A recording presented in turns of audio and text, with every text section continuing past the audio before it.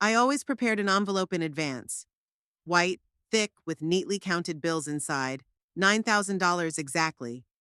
Every month it was the same procedure. I took the money out of the safe in the bedroom, counted it twice, put it in the envelope, and put it on the coffee table in the living room. Everything had to be ready when Emiliano arrived. This ritual had been established a year ago when my son first came to me asking for help. I was sitting in the same chair reading another detective story, and he came in looking so serious that I knew it was something important. Emiliano had always been a proud boy, even as a child reluctant to ask for help, preferring to handle things himself. So when he talked about private school for Gabriel, about how his lawyer's salary wasn't enough to cover such expenses, I didn't hesitate for a second. I had the money. When my husband died 3 years ago, I had inherited not only an apartment in the center of Sao Paulo, but also a sizable bank account. Renato had worked in a bank all his life, had risen to deputy branch manager, and knew how to handle money. He had left me a wealthy woman, and I knew he would approve of my decision to spend the money on my grandson's education. That Thursday, Emiliano came at 7:30 in the evening as usual. I could hear him coming up the stairs. The elevator in our building had been malfunctioning for 5 years, and the tenants were used to walking. His heavy footsteps on the steps, then lighter ones. It was Valeria. She always walked beside him, holding onto his elbow in her usual manner, as if she was afraid of falling behind or getting lost. The doorbell rang at exactly 7:30. I got up from my chair, adjusted my house dress, and went to open it. My son looked tired after a day at the law office, his tie slightly loosened, his jacket wrinkled, his face showing signs of strain. His job was not an easy one. Small disputes, inheritance cases, sometimes divorces.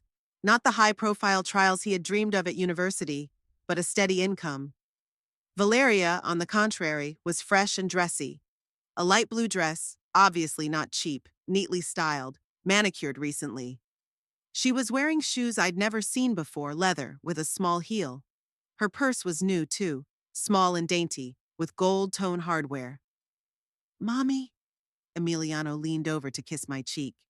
The smell of his cologne mingled with the scent of Valeria's perfume, something sweet, expensive. "Good evening, Donna Adelaide." Valeria smiled her polite smile. In the 8 years I'd known her, she'd never once called me simply by my first name, always a formal address. I tried several times to ask her to be simpler, but she only nodded and continued in her own way. We walked through to the living room. I turned on the overhead light. The apartment was getting a little dark at 7 in the evening, especially in the winter. The room immediately became cozier. A soft sofa with beige cushions, my armchair with a knitted cape, a dark wood coffee table that Renato had bought before we were married. Family photos hung on the walls, our wedding, little Emiliano on the beach, Gabriel's first school pictures. I pointed to an envelope on the table next to a vase of artificial orchids. I rarely bought live flowers, they wilted quickly, but these plastic ones looked almost real. "Same as always," I said. 9,000 for this month. Emiliano took the envelope without even checking the contents. That kind of trust always amused me, or maybe he just knew I never miscalculated. I always counted the money twice, stacking it neatly by denomination. The dollars Renato had accumulated while he was still alive were kept in a safe separate from the reals. He'd always said that dollars were a safety net, a hedge against inflation. "Thank you, Mom. You don't know how important this is to Gabriel. Education costs an insane amount of money now, but we want to give him the best." Valeria nodded, fixing her hair. I noticed that her hair was professionally done, the kind of curls you couldn't create at home. "Donna Adelaide, we are very grateful. Without your help, we couldn't have afforded a school like this. It's really top-notch, with the best teachers in town." They sat down on the sofa, and I offered them coffee. Valeria politely declined. Emiliano agreed. I went to the kitchen and turned on the coffee maker, an old but reliable one that Renato and I had bought 15 years ago. As the coffee brewed, I could hear them talking quietly in the living room. I couldn't make out the words, but the tone was casual, calm. When I returned with the tray, I set the cup in front of my son and sat down in my chair. The chair was my favorite place in the apartment. Comfortable, with a high back, standing so that I could see the window, the TV, and the front door. Tell me more, I asked, making myself comfortable. How is Gabriel? Is he enjoying himself? Emiliano sipped his coffee and set the cup on the saucer. I'd noticed he'd lost weight in the last few months, cheeks sunken, suit fitting looser. Oh, he's thrilled. You know, Mom, it's such a program. Advanced languages, advanced math, even robotics. Can you believe it? At the age of 11, he's already learning the basics of programming. And the teachers there are wonderful, Valeria added. All of them have university degrees. Many of them have done internships abroad. Gabriel talks about his teachers all the time. I listened, nodding. I loved hearing about my grandson's successes, though something about their stories always seemed too smooth, rehearsed. They spoke beautifully, but somehow generalized, without the small details that parents usually remember. And how does he get along with his classmates? I asked. Fine, Emiliano answered quickly. There are children from good families, doctors, lawyers, businessmen. Gabriel has already made friends with a few of the kids. Yes, and the parents are very nice people, said Valeria. The other day there was a meeting of the parents' committee. They discussed the plan of school events for the next semester. There will be a science exhibition, a concert, sports competitions. She said it with such enthusiasm that I almost believed it. Almost. But something was still scratching somewhere on the edge of my consciousness. What's the name of this school? I asked. I seem to have forgotten. Colegio Santa Teresina, Emiliano answered without hesitation. In the Jardins neighborhood. A very prestigious neighborhood, you know. I nodded. Jardines was indeed an expensive neighborhood, with some of the best private schools in the city. We talked for a few more minutes. Emiliano told me about his business at the office, another inheritance case that had been dragging on for 3 months. The clients are demanding. There are a lot of documents. Everything has to be checked several times. Valeria complained about problems with the plumbing in their apartment. A leaky faucet in the kitchen. The plumber promised to come for a week but keeps postponing. The usual everyday conversations we had every time. Sometimes I told them about my business, meetings with friends, trips to the doctor, new books. But more often they talked and I listened. I liked just being around my son, seeing that he was okay. Half an hour later, they started to go home. Emiliano looked at his watch, the old one, my father's, that I had given him after Renato died. We have to go, Mother. Gabriel has to go to bed early, Valeria explained. The school has a strict routine, and we try to keep it at home. Of course, I agreed. Kids need routines. I walked them to the door, kissed my son on the cheek, shook Valeria's hand. They left, and the staircase was filled again with the sound of their footsteps, only now they were moving away. After they left, the apartment became quieter. I put the cups away in the kitchen, washed and wiped down the table, and sat down in my chair with a book. I didn't want to read. My thoughts kept returning to the conversation with my son and daughter-in-law. Something was bothering me, but I couldn't figure out what it was. I got up and went to the window. The street lights were burning in the street below. The rare passers-by were hurrying home. São Paulo in the evening was a different city, quieter, more mysterious. I liked to look out the window at such moments, to think about life, about the past and the future. Renato often said I thought too much. He was a man of action. See a problem, solve it, move on. I, on the other hand, could spend hours pondering the same issue, looking at it from different angles. Maybe that's why we suited each other. He gave me support. I gave him depth. What I lacked now was his practicality. He would have told me right away what was going on, dispelled my doubts or confirmed them, and I sat alone with my thoughts spinning like a squirrel in a wheel. An hour later, the doorbell rang. It was Gabriel. Emiliano sometimes let his son come to my place in the evening if he and Valeria had business to attend to, or just for the boy to spend time with his grandmother. I really appreciated those visits. Grandmother! The boy threw himself on my neck. At 11 years old, he wasn't shy about showing affection for his family. Tall for his age, thin, with dark hair and lively eyes, all in his father at that age. Hello, my golden boy. How are things at school? Fine. He shrugged, kicking off his sneakers in the hallway. What are we going to do? The sneakers were old, worn. I thought I'd have to remind Emiliano to buy my son new shoes. Although maybe these are just his favorite and Gabriel doesn't want to change them. We decided to play a game of checkers. Gabriel loved this game, although he rarely won. I had taught him how to play about 2 years ago, and it had become our tradition ever since. We sat at a small table by the window, and I set up the board and arranged the pieces. Tell me about school, I asked, making my first move. Dad says you have very interesting lessons there. Gabriel studied the board intently before answering. He was always serious about the game, thinking about every move, even though he didn't understand the strategy yet. Yes, interesting. I especially like math. The teacher, Rosangela, is very kind, explains clearly. What else do you study? Well, the usual subjects: Portuguese, history, geography. There's also English, but the teacher is strict. Her name is Senora Carla, and she always says we don't try hard enough. He moved his checker and looked at me with a smile. And we also have physical education. True, the gym is small, and there aren't always enough balls for everyone. But that's okay. We take turns playing. I nodded, thinking about my next move. There was nothing special in my grandson's story. The usual school life, the usual problems. What's the cafeteria like? Is the food good? Gabriel grinned. It's all right. Rice and beans almost every day, sometimes chicken. But the cooks are kind. They always give you more if you ask for it. And Aunt Maria works there. She knows all the kids by name. We played and talked. Gabriel talked about his classmates. Pedro, who sits at the same desk with him and knows how to make airplanes out of paper. About Carolina, who is the best at reading aloud. About Raphael, who brought a hamster to class and almost got a reprimand from the principal. And the math teacher, is she young? I asked between moves. Mrs. Rosangela? No, she's not very young anymore. She has gray hair, but she's funny. Always joking when we don't understand something. She says math is like a game, but with numbers. Do you have new textbooks? Not really, Gabriel shrugged.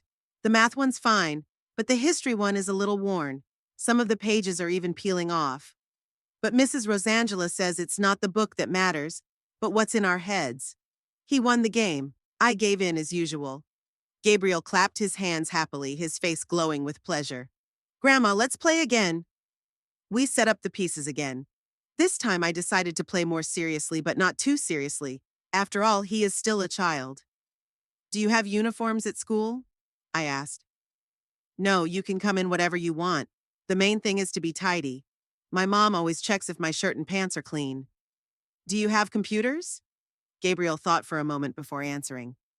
There is one in the teacher's room, and Mrs. Rosangela sometimes shows us things on it. And there are 2 old computers in the library, but they don't always work. The keys get stuck. That surprised me. An elite private school that costs $9,000 a month should have state-of-the-art equipment. How big is your library? Not very big. 1 room, books on shelves to the ceiling. The librarian, Don Carlos, is very kind. Always helps me find the right book. But some of the books are old, the pages are yellow. We finished the game. This time I won, but Gabriel was not upset. He asked me to teach him one of my moves. I showed him a simple combination. He listened attentively, trying to memorize. Do you have friends at school? I asked. Of course. Pedro is my best friend. He lives near us, and sometimes we walk home together. And Lucas and Diego. We play soccer together at recess. You play in the schoolyard? Yeah, there's a little field there. But the grass is not very good. In some places, the ground peeks through. But we're not complaining. The main thing is that we can run. Time flew by in no time. We played 2 more games, talked about books. Gabriel read adventures, loved stories about pirates and treasure. I told him about the books of my childhood. He listened with interest. At 10:30, Emiliano came for his grandson. He looked tired, but satisfied. How are you, champion? He asked his son. Grandma beat me in checkers, but I almost won, reported Gabriel. Good for you. Let's go home. It's time to sleep. Gabriel hugged me goodbye, kissed me on the cheek. His hugs were always so sincere, without any strain. Goodbye, Grandma. Tomorrow I'll tell you how my day at school went. Be sure to tell me, Goldie. They left, and I was left alone with my thoughts. I put the checkers in the box, wiped the table, turned off the overhead light. The apartment became quiet and cozy. Something about Gabriel's story didn't match what Emiliano and Valeria had said. Old textbooks, small gymnasium, lack of modern computers, worn soccer field. Is this what an elite private school that costs $9,000 a month looks like? Where are the robotics and advanced language learning that my parents had told me so inspiringly about? I sat back in my chair, turned on the desk lamp. Maybe Gabriel just doesn't realize how good his school is. Kids don't always know how to judge the quality of education, or perhaps Emiliano and Valeria are exaggerating a little, wanting to show that the money is not spent in vain. But the doubts haven't gone anywhere. They settled somewhere in the back of my mind and scrabbled quietly like a mouse behind a wall. I tried to concentrate on the book, but the lines blurred before my eyes.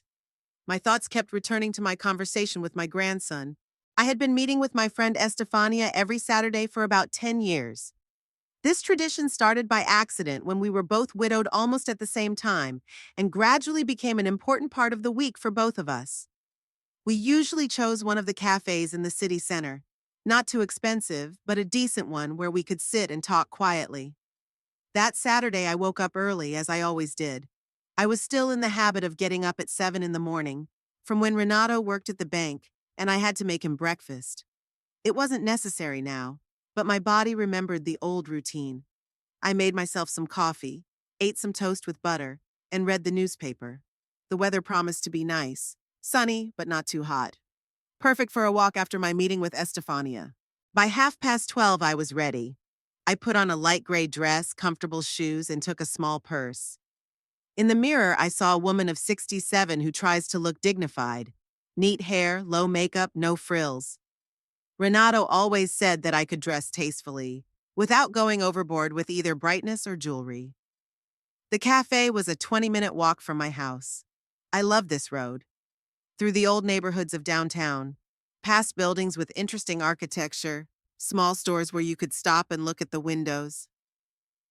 São Paulo on a Saturday morning was becoming a different city, calmer, less rushed.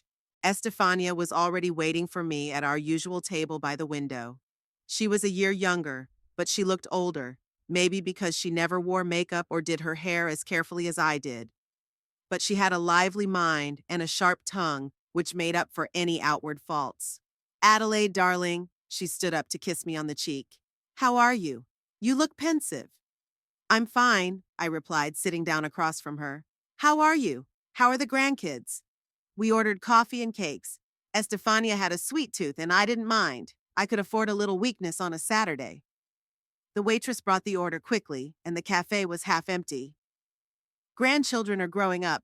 What can you take from them?" Estefania stirred the coffee with a spoon.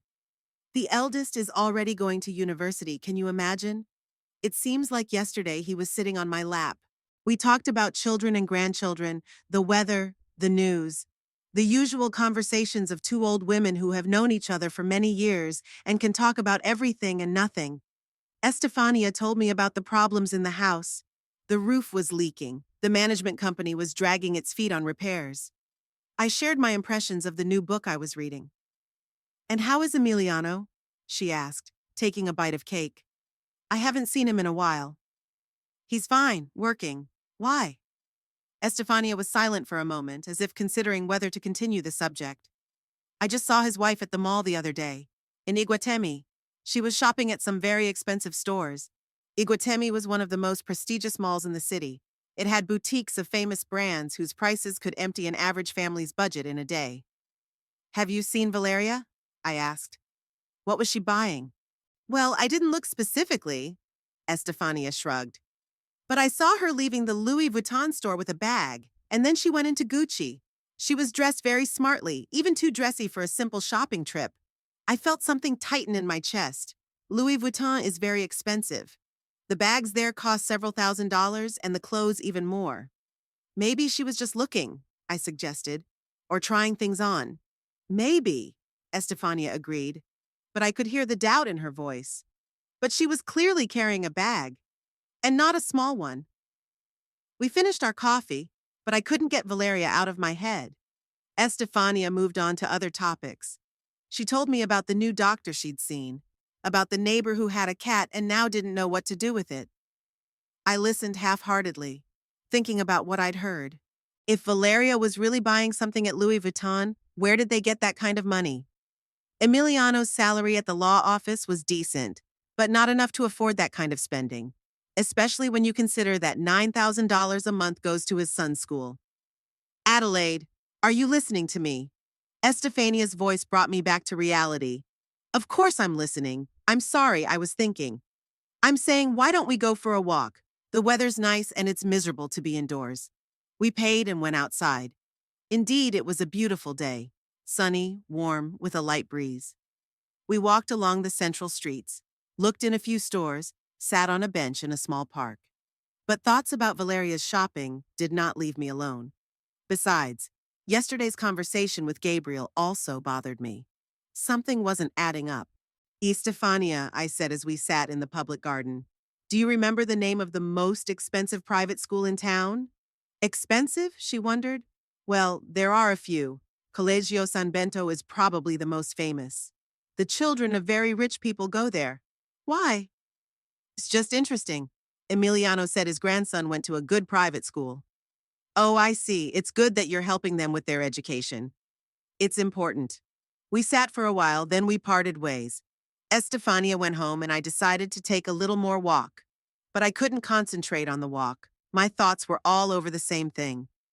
At home, I went straight to the living room and sat down in my chair. I had to think everything over calmly without unnecessary emotions. But calm did not come. Yesterday, Emiliano had named the school Colegio Santa Teresina. Today, Estefania mentioned Colegio San Bento as the most expensive. Could I have gotten something mixed up? Or did my son misspell it? I picked up the phone and dialed Emiliano's number. He didn't pick up right away, and when he did, his voice sounded tired. Hello, Mom, what's wrong? Nothing's wrong. I just wanted to know what the name of Gabrielle's school was. The pause was very short, but I noticed it. Colegio San Bento, Mom. Why? Just met Estefania. We were talking about education. She says it's a very prestigious school. Yeah, one of the best in the city. That's why it costs so much. So he said a different name yesterday. Or did I mishear? At my age, sometimes my memory fails, but I'm usually good at remembering important things. What neighborhood is it in? I asked. Jardines, of course. That's where all the best schools are located. I see. Okay, well, I'll let you get back to it. How's work going? It's okay, it's a lot of work. Mom, I'll call you later, okay? I'm a little busy right now. Sure, son. I'll see you later. I hung up the phone and thought. Emiliano answered quickly, without hesitation. Maybe I really had gotten something wrong yesterday. But then why this feeling of unease wouldn't go away? I got up, walked around the apartment. In the bedroom, I opened the safe, looked at the neat stacks of dollars. Renato always said that money was not the most important thing in life, but it gave freedom and security. He would want that money to be spent on his grandson, on his future. But what if it's being spent on the wrong things? I went back to the living room and turned on the TV.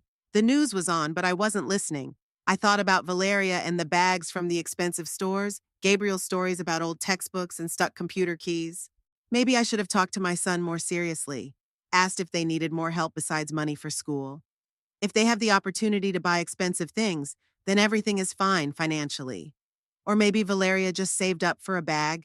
Or did she get a bonus at her previous job? She worked as a sales manager before she married Emiliano. Maybe she had some savings left over. I tried to convince myself of that, but the doubts didn't go away. On the contrary, they were growing stronger by the minute. In the evening, Estefania called. Adelaide, I keep thinking about our conversation.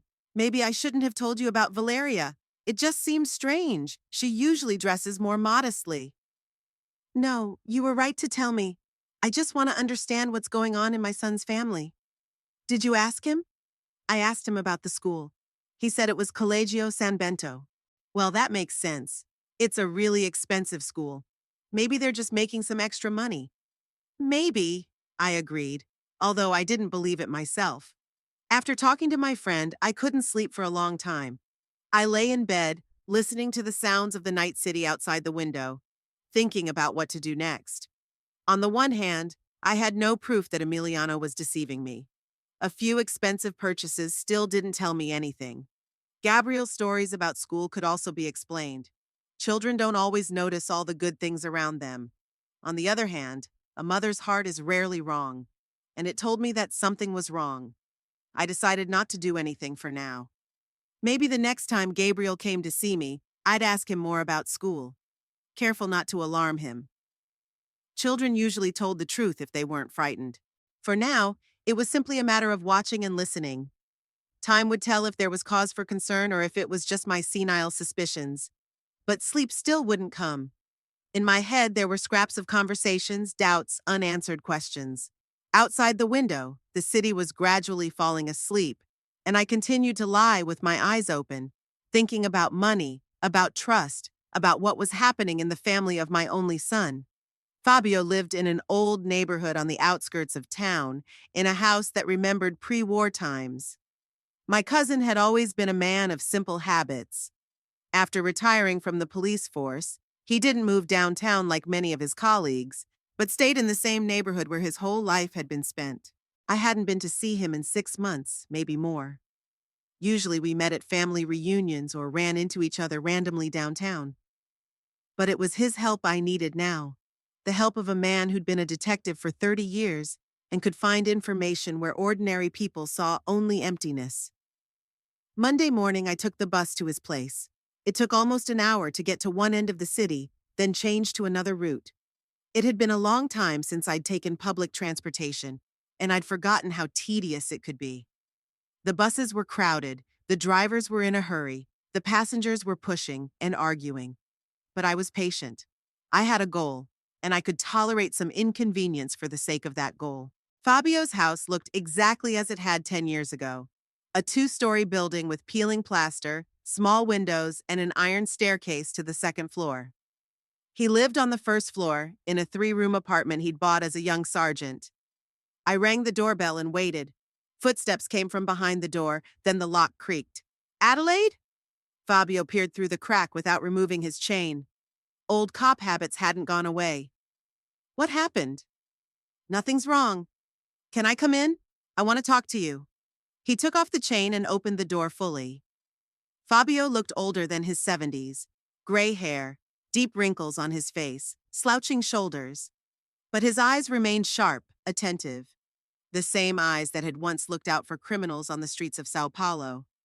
Come in, it's been a long time." The apartment was furnished simply almost aesthetic. Old furniture, faded wallpaper, minimal decorations.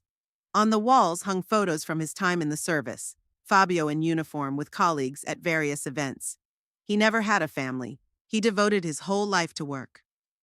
"Do you want coffee?" he asked as he walked me into the living room. "I will, thank you." While he fiddled in the kitchen, I looked around the room. Everything about it smelled of an old man's loneliness, but a dignified loneliness, without self-pity. Fabio never complained about life, never asked for help, handled everything himself. He came back with 2 cups and sat down in the chair opposite me. "Tell me, what brings you to me?" he said straightforwardly without further ado. I could tell it was serious. I took a sip of coffee, gathering my thoughts. How could I explain my suspicions to him without sounding like a paranoid old woman? "Fabio, I need your help." "Professional." He raised his eyebrows. "I've been retired for 10 years, Adelaide. What professional help?" "Following a man. Find out where he spends his money, what he buys, where he goes." Fabio was silent for a moment, studying my face. "Following who?" "Emiliano." If he was surprised, he didn't show it. Just nodded, as if it were a normal request. "Can you give me a reason?" "Not yet. I just need to know."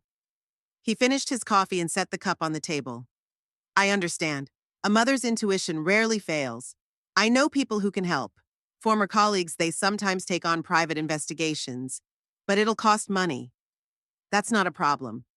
And it'll take time. A week, maybe 2 weeks to gather information." "I agree." Fabio stood up and paced the room. "Adelaide, are you sure you want to know the truth? Sometimes it's better to live in ignorance." "I'm sure." He nodded. "Then I'll contact the men. We'll start surveillance in a few days."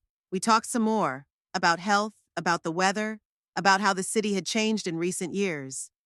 Fabio talked about his neighbors, about the problems in the house, about the books he was reading. He had always loved detectives, and in retirement, this passion had only intensified. After an hour, I was about to leave. Fabio walked me to the door.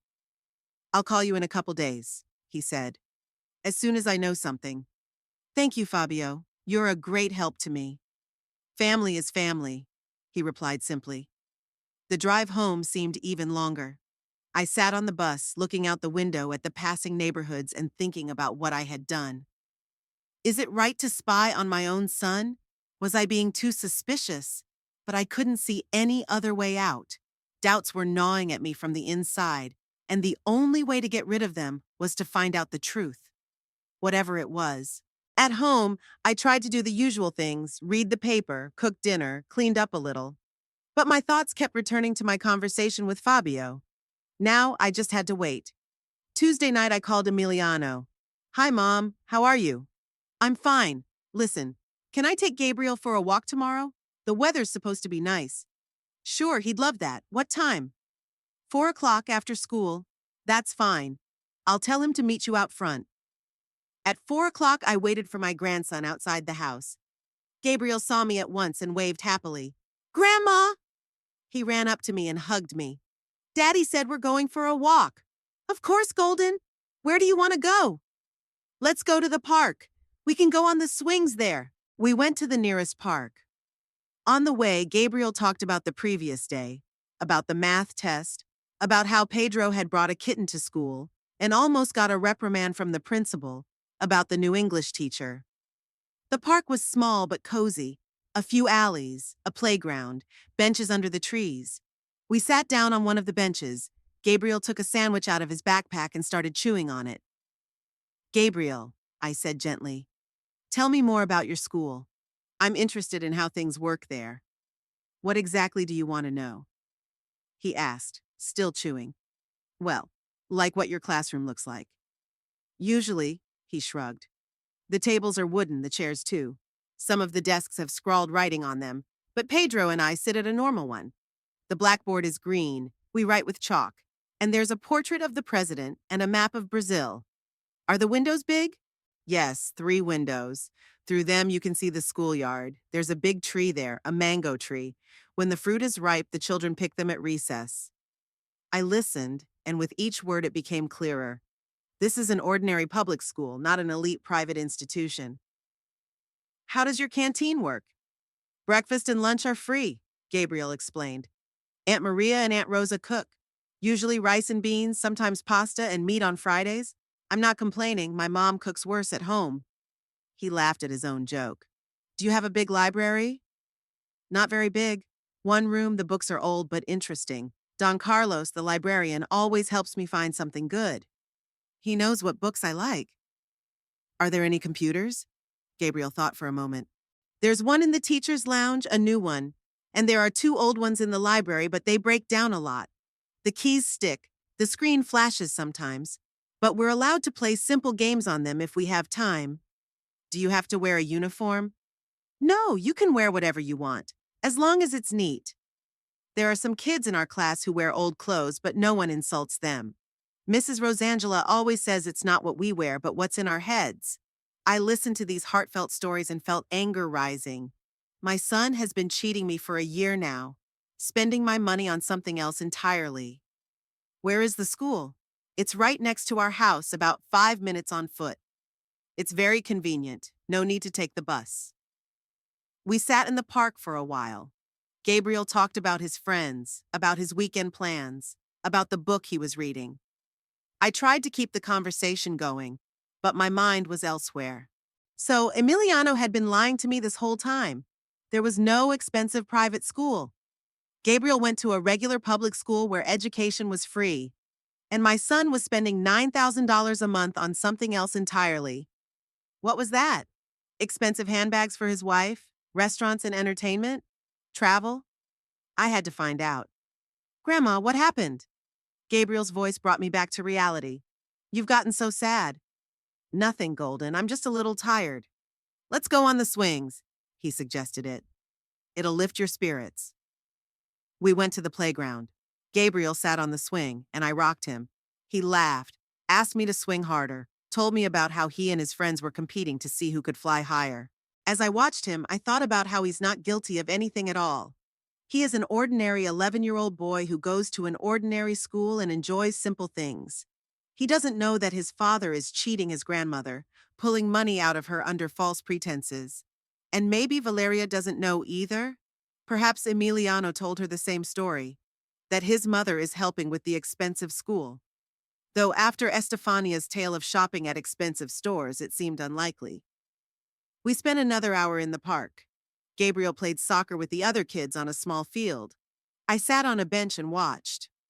He was an outgoing child, easily finding common ground with unfamiliar children, sharing the ball, not being greedy. A good boy. Just the kind of grandson one could dream of. And he deserved better than the deceit and lies of his parents. At 7:30, I took Gabriel home. Emiliano opened the door. He looked his usual self, tired after work but happy. "How was the walk?" he asked. "Good," Gabriel replied. "We went to the park and I went on the swings." "Good for you. Go wash up. Dinner is coming soon." Gabriel ran to the bathroom and Emiliano and I stayed in the hallway. "Thanks for taking him, Mom. It's good for him to get some fresh air." "You're welcome. I enjoy spending time with my grandson too." I was looking at my son and thinking about how good a liar he is.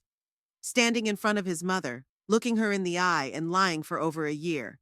And he doesn't even blush. He's not embarrassed. What changed in him? When did he become like this?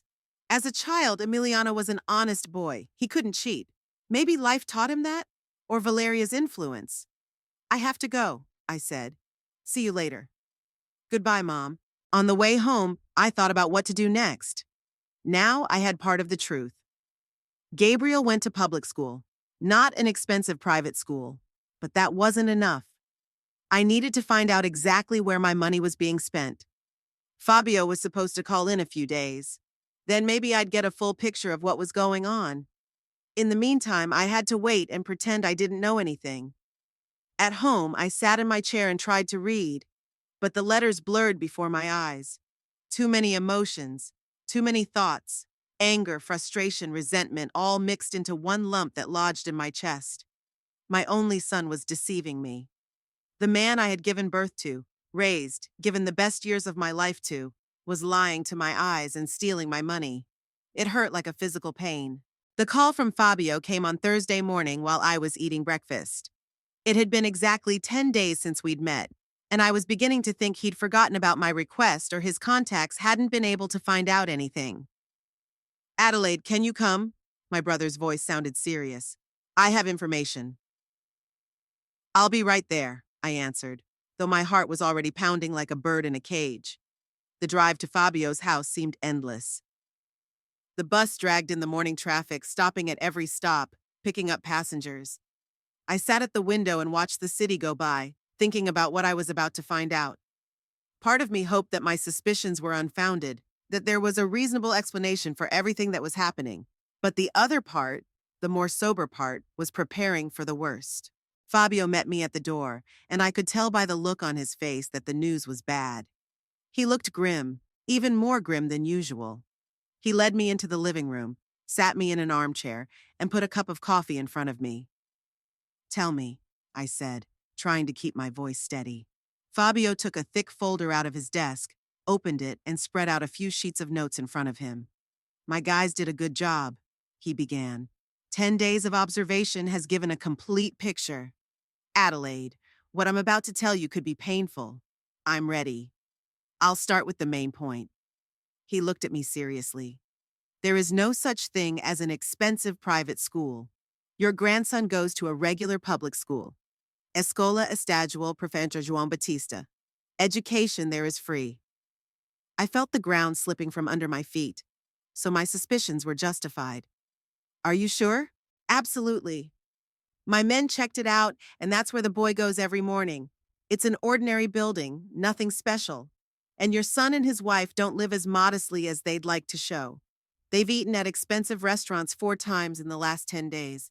Not cafes, but expensive places like Restaurant de France, Cantina da Estrella, Mar Adentro.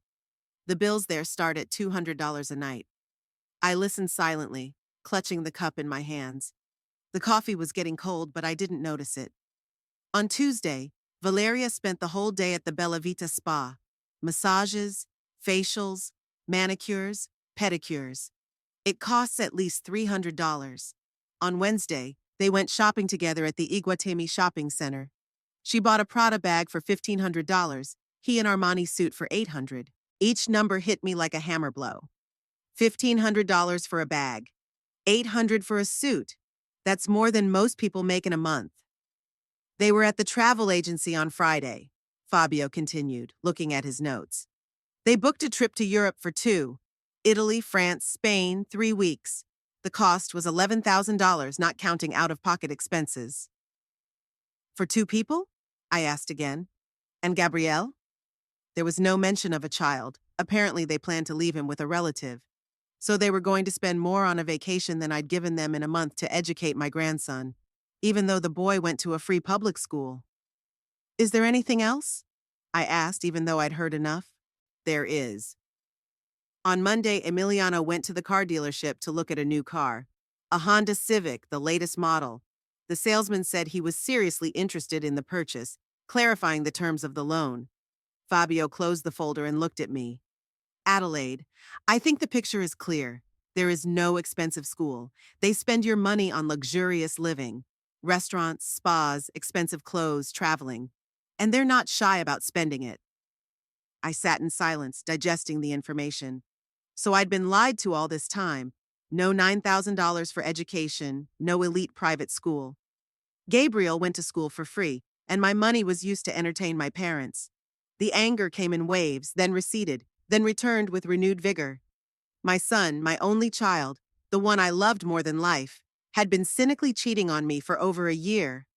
How much do I owe you? I asked, pulling out my wallet. You don't owe me anything. Family is family. Fabio, please, people have worked, spent time. 300 reals for everything. It's a token payment, mostly for gas. I gave him the money and stood up, getting ready to leave. Adelaide? Fabio stopped me. What are you going to do? I don't know yet. I need to think it over. If you need help, call me. I'm always ready to help. The ride home was a blur. I sat on the bus, staring out the window and seeing nothing. The numbers were spinning in my head.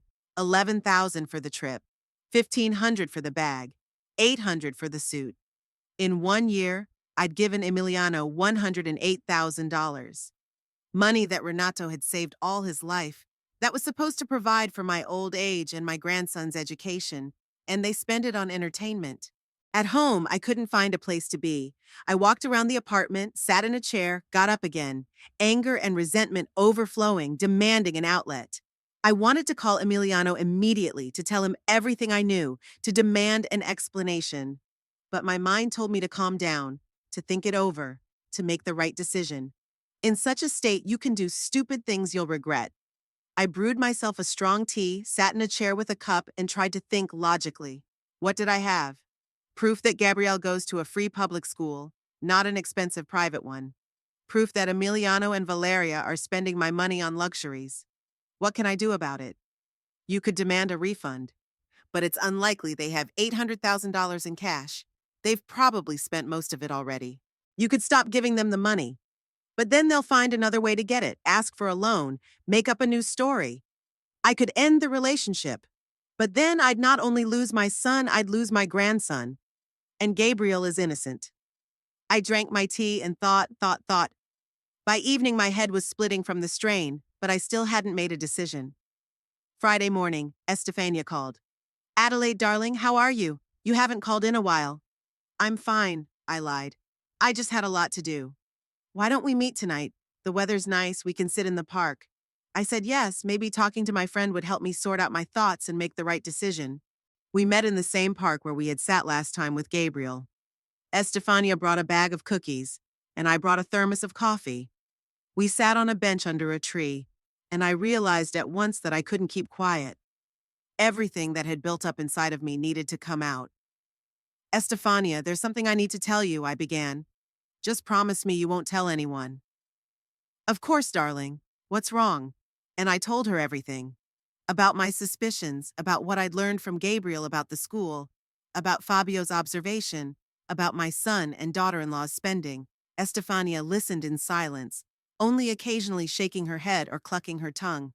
My God, she said when I was done. How could he? Cheat on his own mother for money? I don't understand it either. What happened to him? He wasn't like this before. Estefania chewed her cookies thoughtfully. You know, Adelaide, I think Valeria had something to do with it. I remember how she annoyed you at first, all those polite smiles, the formal treatment. She always struck me as calculating. But even if it was her idea, Emiliano said yes. He could have said no. He could have, but he didn't. I guess temptation was stronger than principle. We were quiet for a while, finishing our coffee.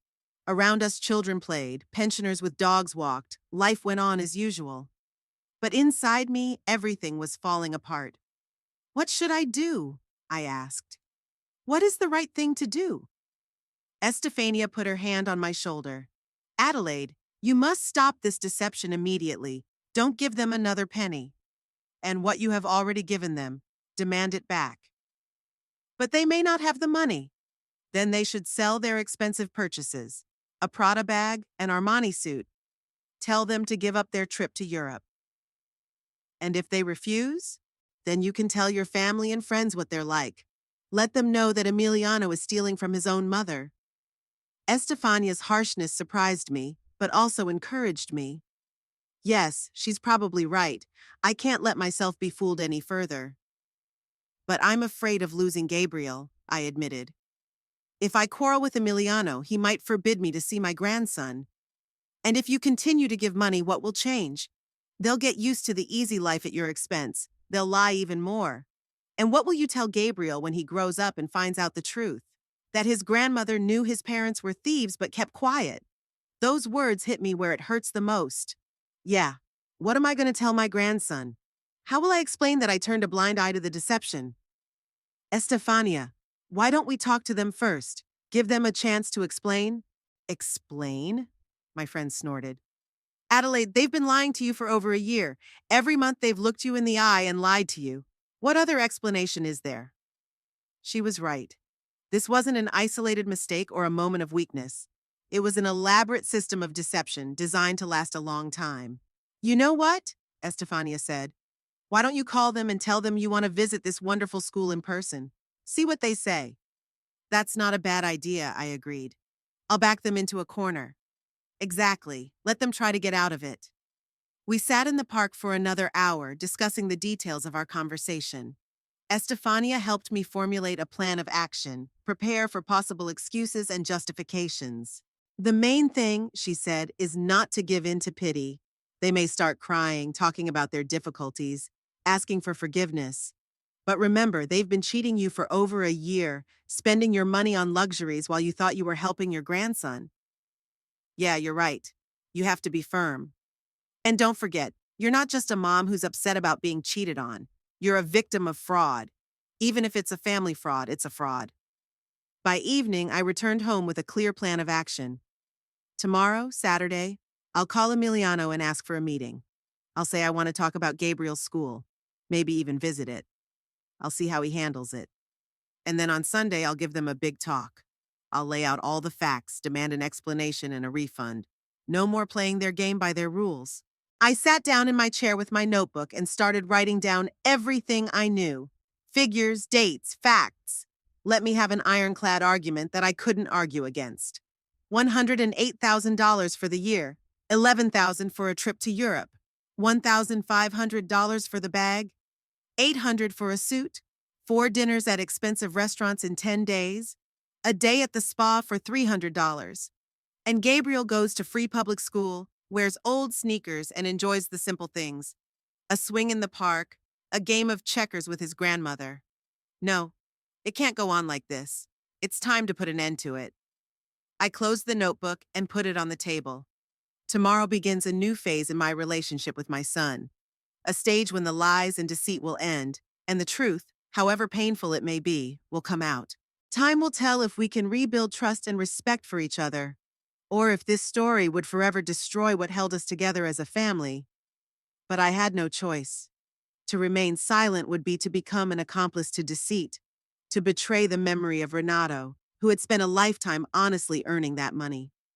I stood up and walked over to the picture of my husband on the shelf. His kind eyes looked at me with a slight smile. "I'm sorry, Renato," I whispered. "I let them deceive me. But now everything will change." Saturday morning, I called Emiliano. I slept poorly, replaying the upcoming conversation in my head all night, searching for words. By 7 in the morning, I finally gave up trying to sleep, got up, and began to prepare for the most important day in my relationship with my son. The first thing I did was pull a notebook out of the closet and once again carefully reread each line. Figures, dates, names of restaurants and stores. All of these were to form the basis of my speech. I transcribed the most important facts onto a separate sheet of paper that I could keep in front of me during the talk. $108,000 for the year. $150,000 for the bag. $800 for the suit. $11,000 for a trip to Europe. 4 dinners at expensive restaurants in 10 days. Those numbers should have spoken for themselves. At 8 in the morning, I dialed my son's number. "Hi, Mom." Emiliano's voice sounded sleepy. I must have woken him up. "Emiliano, I wanted to invite you and Valeria to dinner tomorrow. It's been a long time since we've seen each other as a family." "Tomorrow? On Sunday?" He paused for a moment, obviously thinking. "What's the occasion?" "No special occasion, I just missed you. And I want to give you the money for next month." That phrase worked like a magic spell. Emiliano's voice immediately became more lively, more interested. "Okay, Mom. What time?" 7 o'clock in the evening. Bring Gabriel and let the boy stay with his grandmother." "It's a deal. See you later." After the conversation, I sat back in my chair with a cup of coffee and thought about the plan again. Dinner should go quietly, normally. Hand over the envelope as usual. And then, when Gabrielle went to play in her room, give them all the facts. No yelling, no emotion, just the facts. But first, everything had to be carefully prepared. This dinner was to be the last in our old life and the first in our new one, where there would be no lies between us. Sunday began with a trip to the store. I got up at 7 in the morning, as usual, drank coffee, and went to the market. I wanted to buy all the best. Let this dinner be remembered not only by scandal, but also by good food. I chose the meat especially carefully. Tender beef for the roast that Emiliano had loved so much since childhood. Only the freshest vegetables for the salad, freshly picked herbs. Good bread from a bakery that had known me for 20 years. Dessert. A specialty cake from the pastry shop where they bought sweets since Renato. The vendors smiled at me, wished me a good day, asked me about my health. A normal morning of an ordinary elderly woman preparing for a family dinner. No one had any idea that I was going home to prepare for one of the hardest conversations of my life. On the way home, I stopped at a flower store. I bought a bouquet of white chrysanthemums, austere, beautiful flowers that suited the solemnity of the moment. White is a symbol of purity, of truth. It was the truth that had to triumph today. At home, I did a general cleaning. I vacuumed all the carpets, wiped every surface to a shine, washed the windows to make them sparkle in the rays of the setting sun. The work helped take my mind off the anxious thoughts that were trying to throw me off course. I cleaned the bathroom especially thoroughly, scrubbing the tiles, cleaning the sink and toilet, and changing the towels for fresh ones. In the bedroom, I made the bed, arranged things in the closet, wiped the mirrors. Even the baby's room, where Gabriel was supposed to play, was in perfect order. By noon, the apartment was as clean as a museum. I stopped in the middle of the living room and looked at the result of my work. Everything looked festive and ready for the big event. Now it was time to get cooking. I put on an apron, the same one Emiliano had given me for my birthday 5 years ago. He'd been a caring son then, not a liar and a cheat. I cooked the meat according to my mother's recipe, marinating it in wine and herbs, slowly braising it in the oven. This method took time, but the result was always excellent. While the meat was stewing in the oven, I was busy with the salad, cutting vegetables into thin slices, preparing a dressing of olive oil and lemon juice. The time dragged slowly. Every half hour, I went to the oven, checked the meat, turned it over, added spices. These simple actions were calming, giving me a sense of control over the situation. By 3 p.m., everything was ready. The meat exuded a divine flavor. The salad was waiting in the refrigerator. The table was set with the best dishes. In the center stood a vase with white chrysanthemums. They looked strict and beautiful on the white tablecloth. An envelope of money lay on the coffee table as always. $9,000. The last one I was going to give them under this pretext. Tomorrow that envelope would go back in the safe and our relationship would change forever. In the notebook in the kitchen, I checked the factual entries one more time. Restaurant names, spending amounts, dates. Everything had to sound clear and convincing. I transcribed the main points onto a separate sheet of paper that I could discreetly keep handy. By 5:30, I started getting ready myself. I took a shower, washed and styled my hair, put on makeup. I chose the best dress, dark blue, austere but elegant. She put on the pearl earrings Renato had given her for her silver wedding. She looked at herself in the mirror, a woman ready for a serious conversation. The doorbell rang at 7 sharp. Emiliano's punctuality had always pleased me. It was one of the traits he'd inherited from his father. Too bad he didn't inherit honesty either. Grandma? Gabrielle was the first to fly into the apartment and hugged me. How are you? It smells delicious. It's okay, Golden. I made your favorite roast. Emiliano and Valeria walked in behind their grandson. The son looked rested. The weekend had clearly done him good. He was wearing a suit I'd never seen before, expensive, well-fitting.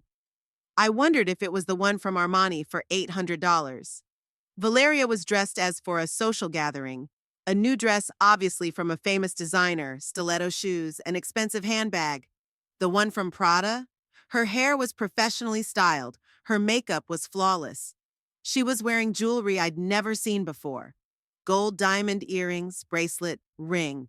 How much did it all cost? Good evening, Donna Adelaide. Valeria kissed my cheek. Her perfume was unfamiliar, obviously expensive, something French, exquisite. Hello, Mother. Emiliano hugged me too. Thank you for inviting me. It's been a long time since we've all had dinner together. Mom, how beautifully you've set the table. Valeria admired, looking around the table. And the flowers are beautiful. Thank you. Come in, make yourself comfortable. We went into the living room. I pointed to the envelope on the table. As always, I said simply. Emiliano took the envelope and slipped it into his jacket pocket. He didn't even check it, so sure of my honesty. It's ironic. Thank you, Mom. You've been very helpful.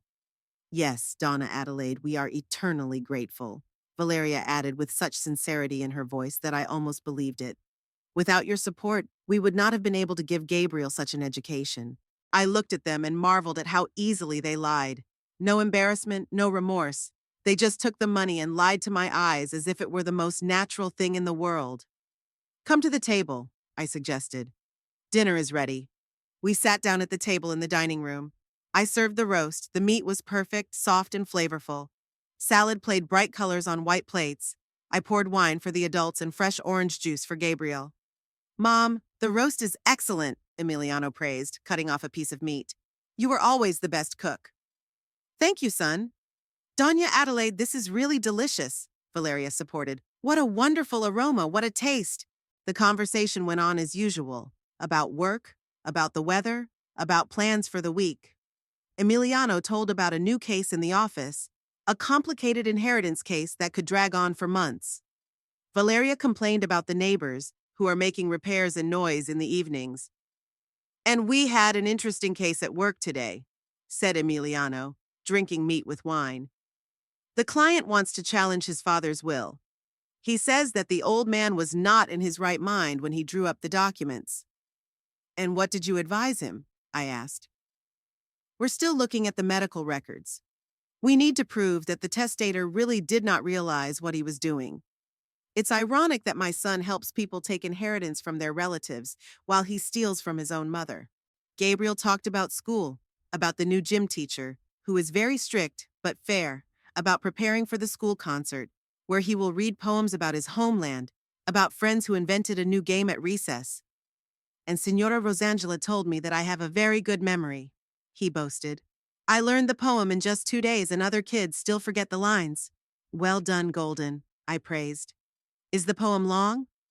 Not very long, 4 verses, but it's beautiful, about how beautiful our Brazil is. I listened to him and thought about how sincere he was, how open. the exact opposite of his parents. I wonder if he knows he's in a regular public school, or did his parents manage to deceive him too? What will you perform at the concert? I asked. I'm going to read a poem about Brazil. Senora Rosangela said that I have good diction and I do not shy away from the audience. Good for you. When's the concert? In 2 weeks, Friday night. Grandma, will you come? I'd love you to hear it. Of course I'll come, Golden. Emiliano and Valeria exchanged quick glances. Probably they were thinking how to explain that there would be no concert in their fictitious expensive school. Or they would invent a new lie. Say that the concert was canceled or postponed. And we also have new desks in 2 of our classrooms, Gabriel continued. True, not in all of them, there was not enough money. But the principal promised that by next year all the classrooms will be equipped with new furniture. That's good, I nodded. It's important for children to study comfortably. Yes, and they also promised to open a computer class. So far, we have only 2 old computers in the library, and they often break down. Emiliano coughed, clearly feeling embarrassed. In an elite private school for $9,000 a month, there cannot be a problem with computers. Gabriel, eat better, or it will get cold, said his son hurriedly. Dinner lasted over an hour.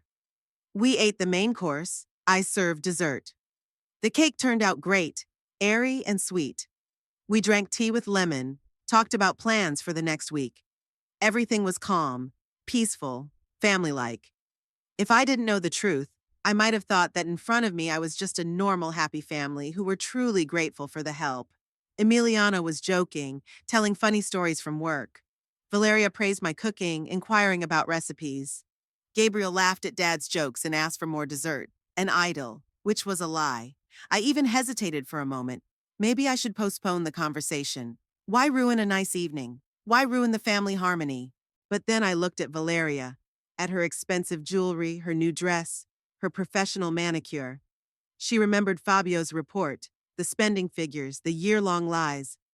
No, we can't put it off. The truth must prevail.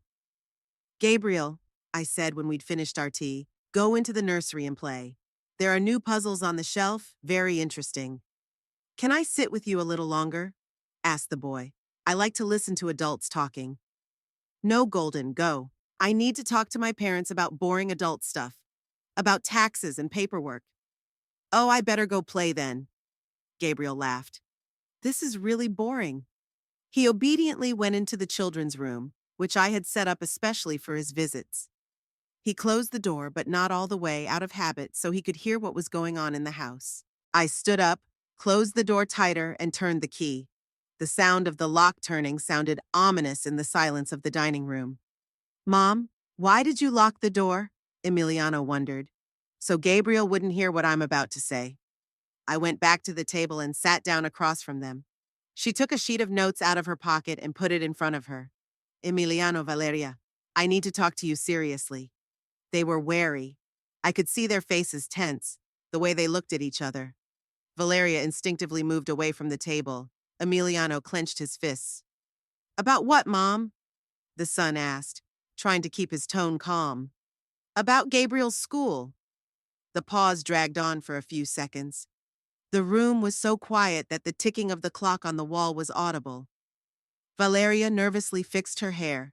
Emiliano sipped the rest of the wine from her glass. And what about school? Finally asked the son. Everything is fine. Escola Estadual Prof. Juan Batista is a good public school. It's free.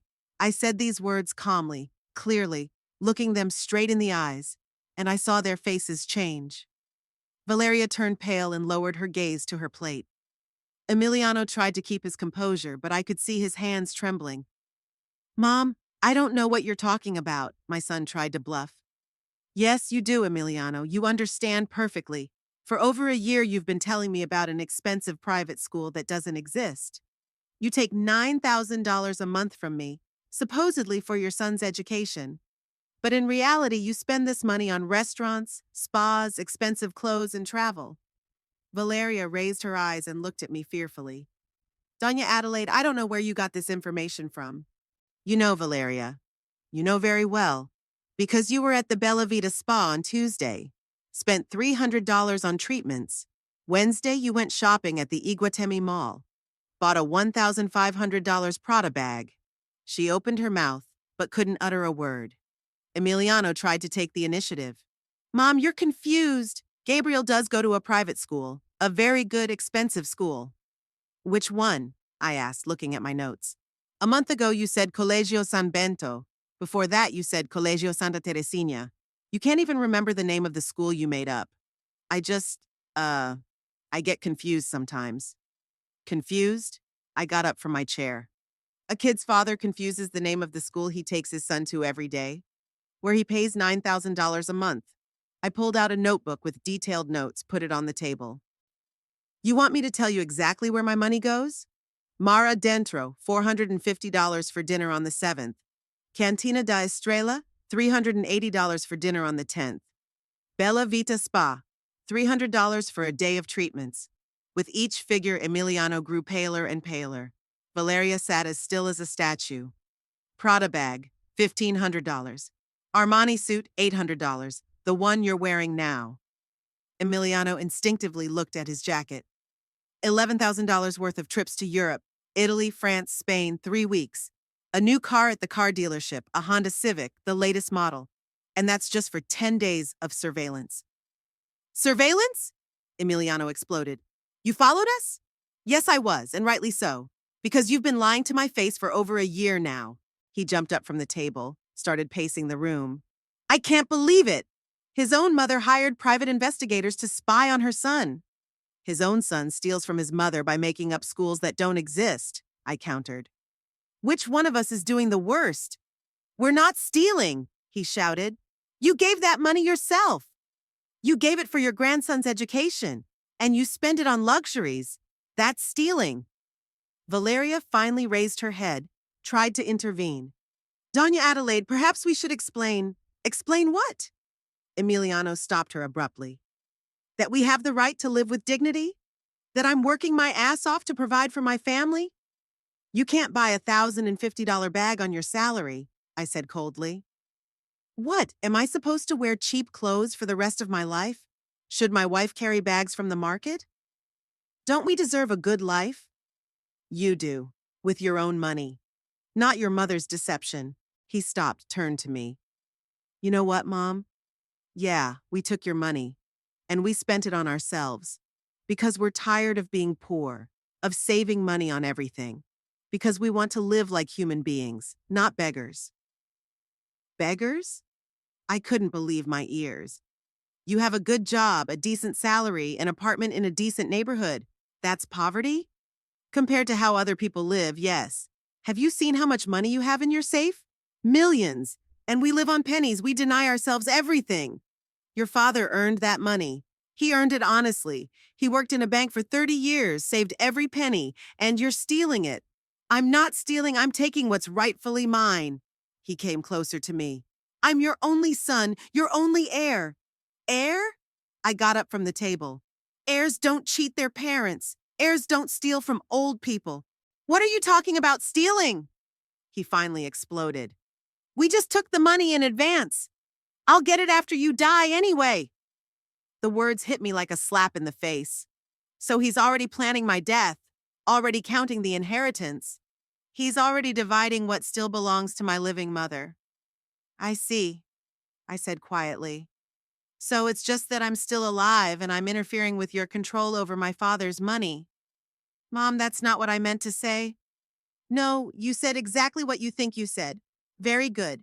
Then listen to what I think. There won't be any more money, not a penny. And the $108,000 you got for a year of deception, I want it back. All of it. Emiliano stopped dead in his tracks. What? $108,000, repayable by the end of the month. You're crazy. We don't have that kind of money. Then sell your purchases. The Prada bag, the Armani suit, all of Valeria's jewelry. Cancel your trip to Europe. Return the tickets. Mom, be reasonable. We can't return that much money all at once. If you can spend it in a year, you can pay it back in a month. Valeria finally spoke, her voice trembling. Doña Adelaide, perhaps we could make a deal to pay back gradually, in small installments each month. No arrangement, I cut her off. The full amount by the end of the month. Or I'll tell all my relatives and friends how you're stealing from an old woman. You wouldn't dare, Emiliano shouted. Yes, I will, and I'll go to the police. Fraud is a criminal offense. He clutched his head. What has become of you? You were always a kind, understanding mother, and now you've turned into an angry toad who counts every penny. I've turned into a man who's tired of being cheated, who realized his own son was a thief and a liar. Enough! He came right up to me. Stop calling me a thief. I am your son. My son died the day he first lied to me about school, and you're just a stranger who bears his name. Emiliano stood in front of me, red with rage, fists clenched. For a second, I thought he might hit, but then he turned sharply, walked into the hallway. Valeria, let's go! He shouted. Emiliano, maybe we should talk calmly, tried to intervene wife. There is nothing to talk about. He put on his jacket. My mother has gone mad. She's become a stingy, vindictive old woman. I don't want to see her anymore. Valeria got up from the table and came over to me. Doña Adelaide, forgive us. Perhaps we really did wrong. Valeria, Emiliano shouted. Let's get out of here at once. She lowered her head and walked toward the exit. She turned around at the door. I'm sorry, she whispered faintly. Gabrielle, Emiliano shouted. Pack up. Let's go home. The boy ran out of the nursery with an unfinished puzzle in his hands. But I'm not finished yet. Leave it. We're leaving. What's wrong? Why is Daddy yelling? Nothing happened. It's just time to go home. Gabriel looked at me confused. Grandma, aren't you mad at me? No, Golden. I'm never mad at you. He ran up, gave me a big hug. Goodbye, Grandma. Will I see you next week? I didn't answer, only stroked his head. Emiliano opened the door abruptly.